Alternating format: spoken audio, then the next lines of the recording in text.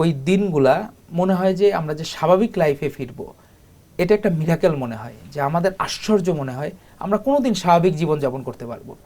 এই ধরেন আমি পিজিতে যখন ছিলাম, আমাকে খোঁজার জন্য আমাদের একটা ছেলেকে, আমাদের ছাত্রদলের ওই ছেলেকে বেঁধে উল্টো করে পিটিয়েছে যে আমি কই আছি সেই খোঁজ নেওয়ার জন্য। আমাদের হচ্ছে 2024 সালের 19শে জুলাই সকালবেলা আমাদের ওই সময় হচ্ছে আমরা সব কিছু গাইডলাইন পাইতাম আমাদের বিএনপি সিনিয়র যুগ্ম মহাসচিব রিজভী আহমেদের কাছ থেকে। উনি নিজে সকালবেলা, তখন তো ছিল না, হোয়াটসঅ্যাপ ছিল না, উনি নিজে একটা জায়গা থেকে নর্মাল নাম্বার থেকে কল দিলেন, আননোন নাম্বার, যে আজকে কালো পতাকা মিছিলের আমরা অ্যারেঞ্জমেন্ট করব, আমরা ছাত্রদলের পক্ষ থেকে, আমরা বিএনপিও থাকবে, ওই জায়গা থেকে কালো পতাকাগুলো আমরা অ্যারেঞ্জ করতে হবে। তো আমাদের এক ছোট ভাই, ওকে আমি দায়িত্ব দিয়েছিলাম যে ওই জায়গায় কালো পতাকাগুলো রেডি করা আছে, তুমি যাও নিয়ে আসো। তো ওই ছেলেটা রামপুরাতে গুলিবিদ্ধ হয়, এবং ওই ছেলেটার হলো গুলি একদম আমাদের হার্ট আর হচ্ছে আমাদের যে আর্টারি, পালমোনারি আর্টারি, জাস্ট ওটা মাঝখান দিয়ে যায়। ওই ছেলেকে ঢাকা মেডিকেলে নেওয়ার পরে ওইখানে ফ্যাসিস্টের, মানে মানুষজন কত বর্বর হইতে পারে, ওই ডাক্তার সে হইল হাসিনার মানে পা চাটার জন্য, মানে আমরা তো গোলামি করার জন্য সে এই রোগীকে ভর্তি রাখতে দিবে না। আমি পরে মানে মাস্ক পরে যতটুকু করা যায়, কারণ ওই সময় হইলো কি, এই ছেলেটাকে আমার বাঁচানো ছিল বড় চ্যালেঞ্জ।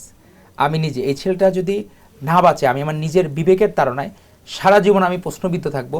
এই ছেলেকে আমি কালো পতাকাটা আনার জন্য আমি পাঠিয়েছিলাম, নিজের বিবেকের তাড়না, আমি সারা জীবন হয়তোবা নিজের কাছে গিল্টি ফিলিংস থাকবে। পরে ওই ছেলেকে রিকোয়েস্ট করে আমি ঢাকা মেডিকেলে রাখি, তার ফাইলপত্র রাখে।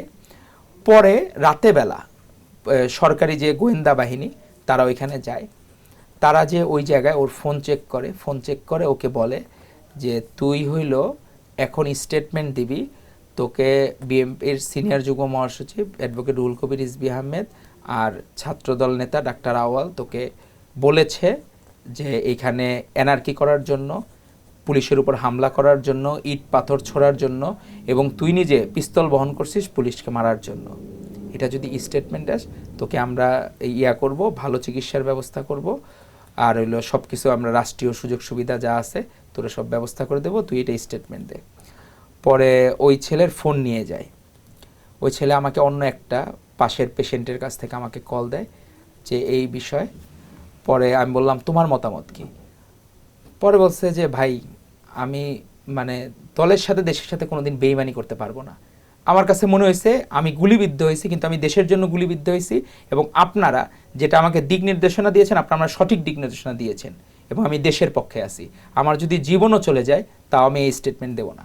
ওই জায়গায় ওই ছেলেকে তখন ছদ্মবেশ ধারণ করার জন্য ওই সময় একটা ওয়ার্ড বয়ের ড্রেস আমরা ধার করি, ওয়ার্ড বয়ের ড্রেস ধার করে ওই ছেলেকে ওয়ার্ড বয়ের ড্রেস পরে, সে নিজে কিন্তু গুলিবিদ্ধ, তার ব্লিডিং হচ্ছে, সেই জায়গায় তাকে সকল কিছু ফেলে, তার ফোন চলে গেছে, সব চলে গেছে, সে ওয়ার্ড বয় হয়ে ট্রলি টেনে এই জায়গা থেকে ওই জায়গা থেকে সে রেস্কিউ করে, একটা ওয়াশরুম হয়ে তারপরে দেয়াল টপকে এই ছেলে।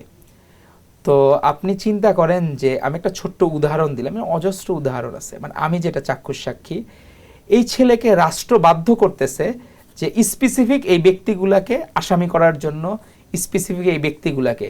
আমাদের অপরাধটা কি? আমরা তো আসলে কি এই দেশের পক্ষে, আমরা তো এই দেশে এমন না যে এই দেশে আমরা আওয়ামী লীগ, ফ্যাসিস্ট লীগ, এদের জন্য আমরা হচ্ছে কি যে ছিল, আমাদের বাক স্বাধীনতা আমরা চেয়েছি, আমরা তো চাই নাই সশস্ত্র কায়দায় আন্ডারগ্রাউন্ড সংঘর্ষ হিসেবে, তো আমরা তো চাই না।